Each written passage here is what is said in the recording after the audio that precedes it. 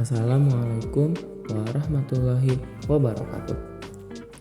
Halo teman-teman, bagaimana kabar kalian hari ini? Semoga kita semua selalu dalam keadaan sehat walafiat dan dalam lindungan Allah Subhanahu wa Ta'ala. Nah teman-teman, ada yang tahu ini video apa? Yaps, betul. Ini adalah hasil dokumentasi kami di salah satu pesantren tertua yang ada di Tasikmalaya, yakni Pondok Pesantren Cintawana. Video dokumenter ini bertujuan untuk memenuhi salah satu tugas mata kuliah kami di semester 4, yaitu mata kuliah sejarah pesantren. Dan kami melakukan metode wawancara untuk mendapatkan informasi yang ada di Pondok Pesantren Cintawana tersebut. Dan hasilnya ada beberapa pertanyaan yang dapat kami ajukan kepada Pak Kiai Haji Asep Ahmad Sujai Farid. Beliau merupakan pemimpin Pondok Pesantren Cintawana saat ini. Nah, teman-teman, sebelum kita masuk kepada wawancara tersebut, di sini kami akan menjelaskan tentang sejarah dari Pondok Pesantren Cintawana.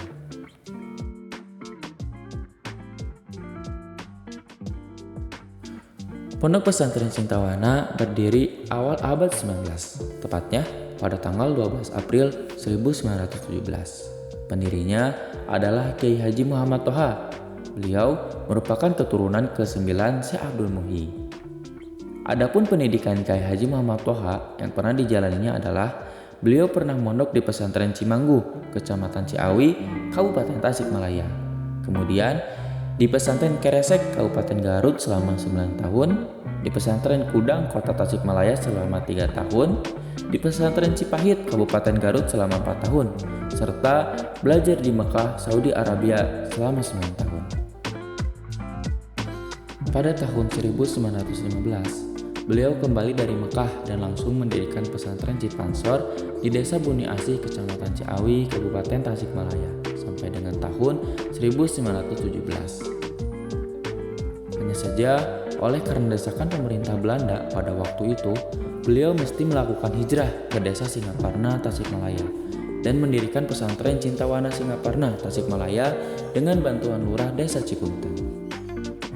Pada tahun 1945, pendiri pesantren Cintawana, Kiai Haji Muhammad Toha wafat, sehingga pemimpin pesantren Cintawana dilanjutkan oleh putra sulungnya yang bernama Kiai Haji Ali sampai dengan wafatnya tahun 1948. Sepeninggalan Kiai Haji Muhammad Toha selaku pendiri pendidikan pesantren Cintawana sejak tahun 1948 sampai dengan tahun 1958, pendidikan pesantren Cintawana lebih memfokuskan kepada kegiatan majlis taklim. Hal ini disebabkan oleh karena para santri dan juga sebagian para pengasuhnya ikut terjun secara langsung dalam kancah perjuangan nasional untuk mempertahankan kemerdekaan Republik Indonesia.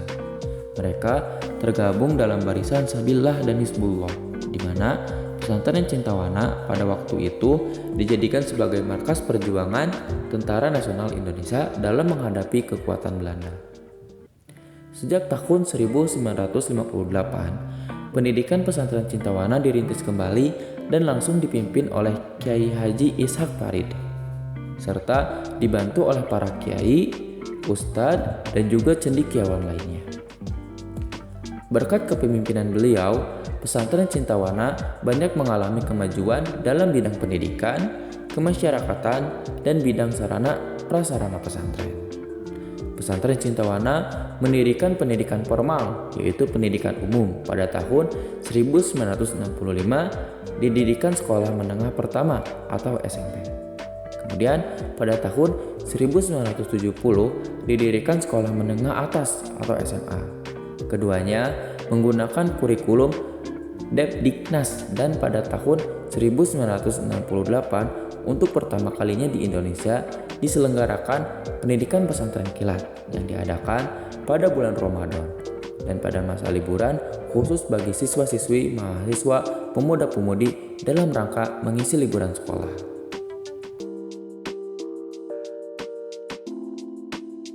Dari awal alhamdulillah menggunakan, kalau dulu kan istilahnya baru santri takhusus lah, istilahnya santri yang tafakuh gede belajar agama, namun selalu istilahnya dibina, diarahkan untuk bisa mandiri. Kalau dulu kan boleh juga pertanian itulah. Kalau segi pembangunan itu mayoritas istilahnya dengan rekan-rekan para donatur sampai dengan sekarang. Alhamdulillah perkembangan. Kalau dulu sampai tahun dari 1917 istilahnya pendidikan salafi murni lah, salafi murni. Selanjutnya pada tahun 63 baru didirikan yayasan untuk mengarah mendirikan lembaga-lembaga pendidikan formal lah, sekolah. Dari 65 baru didirikan SMP, 70 SMA, terus 90-an 96 97 baru SMK, TK, sanawiyah. Itu untuk mengimbangi lah istilah kemajuan zaman dengan istilahnya memberikan ilmu ke para santrinya dengan ilmu-ilmu sekolah. Istilahnya itu membekali. Ya biasa ada pelatihan, ada istilahnya ekonomi apa itu. Malahan sekarang ya adalah dikit-dikit istilahnya pepondren atau minimarket lah, karena mengarah untuk supaya lembaga supaya bisa mandiri, harus mandiri, yang ketergantungan keluar. Karena kalau ketergantungan keluar karena udah biasa gitu, pada pesanan momen-tuan tapi syarat gitu biasa. Karena kalau Jilawana itu dari dulu, karena kalau pesantren itu milik umat, milik masyarakat, otomatis harus bisa mengayomi keseluruhan masyarakat. Jangan memilah-milah istilah. Ini di istilahnya dicampurkan lah. Istilahnya metode salafi murni biasa Bandungan itu dengan metode yang seperti yang sekolah gitulah, istilahnya ada ulangan, ada apalah biasa. Biasa kalau metode malah ya, cuman nggak kayak istilahnya memfokuskan ke bahasa atau gimana. Yang penting ini anak yang utamanya anak dididik beratkan harus mempunyai akidah yang sangat kuat. Selanjutnya ubudiyahnya, ibadahnya betul-betul sesuai dengan istilahnya contoh dari Rasulullah dan ilmu syariat yang utama. Terus yang kedua praktek ibadahnya, selanjutnya Al-Quran. Jadi nggak istilahnya menuliskan bahasa beda dengan metode misalkan gontor gitu kan. Di sini kan campur, ada khususnya ada tulabul madrasah gitu. Itu madrasah itu santri yang mondok sambil sekolah gitu. Kalau tulabul madrasah itu yang murni belajar istilah. Kalau juga ada sambil kuliah gitu. Sambil kuliah. Ya. Lanjut ke pertanyaan keempat ya Kiai. Nah, untuk pertanyaan keempat ini bagaimana gitu kegiatan-kegiatan para santri juga baik juga bagian dari dewan pengajar dan juga masyarakat gitu yang ada di Ponpes ini gitu, kesehariannya gitu, itu bagaimana? Masyarakat santri yang ada di masyarakat umum atau santri-santri yang di sini bagaimana?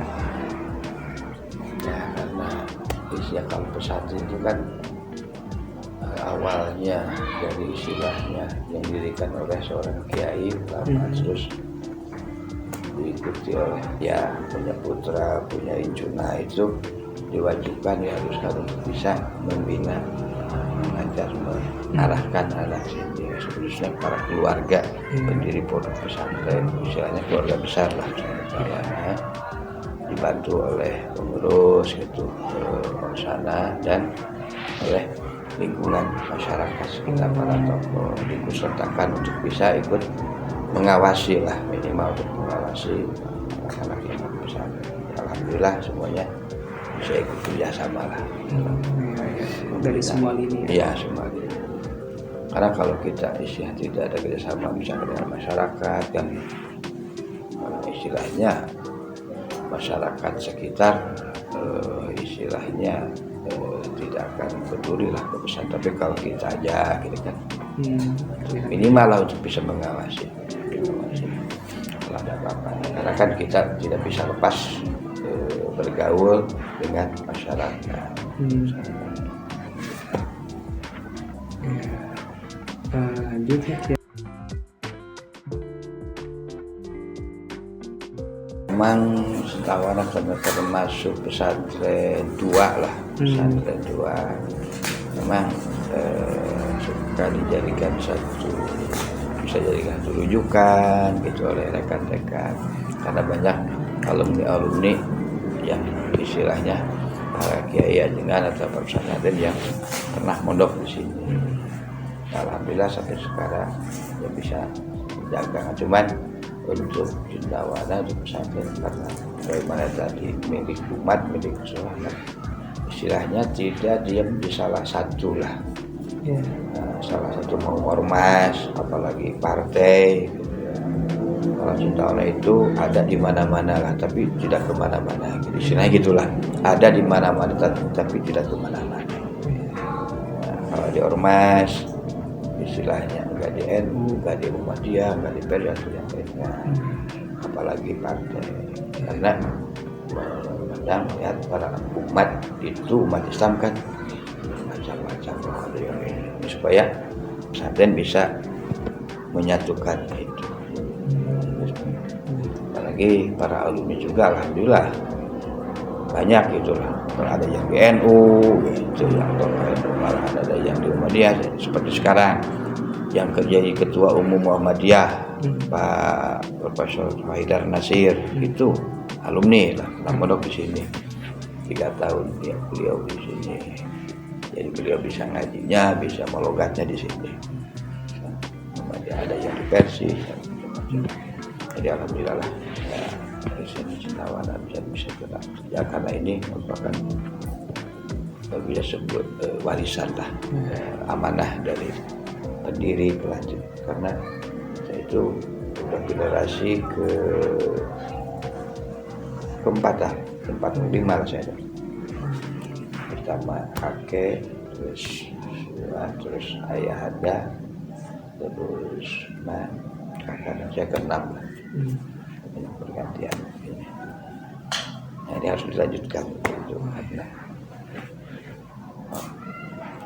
istilahnya ya harus mengah jalan.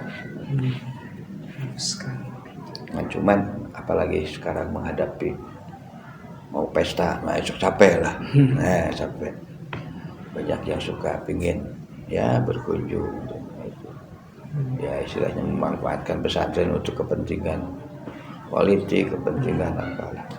Nah, cuman kami di sini selalu menjaga gitu, selalu menjaga. Cuman kalau mau ada tamu apa di sini, nggak ada syarat, nggak ada untuk misalkan kalau usul politik mau dagang di sini, saya tolak gitu. Kalau mau misalkan mau dagang istilahnya, ya dagang itulah, mau dagang partai, dagang apalah gitu, saya tolak. Atau mau dagang pilpres atau apalah. Kalau misalkan untuk silaturahim murni ya welcome. Tapi kalau itu karena ini kasihan ya, nanti kan masyarakat kan beda-beda. Ada yang dukung ini, kalau bisa pesantren Cendawana ke si A, wah yang lain kan, apa? Apalagi alumni. Ini menjaga supaya kita hubungan dengan yang lain kita baik, kita baik. Bukan kita benci, kan? Tapi karena semua juga kan umat muslim semuanya, ada di NU, yang ada di Muhammadiyah, sama-sama satu syahadat, sama-sama umat. Cuman beda ormas lah. Nah, kalau kita bisa masuk ke sana gitu, karena sama-sama lah umat Rasulullah harus kita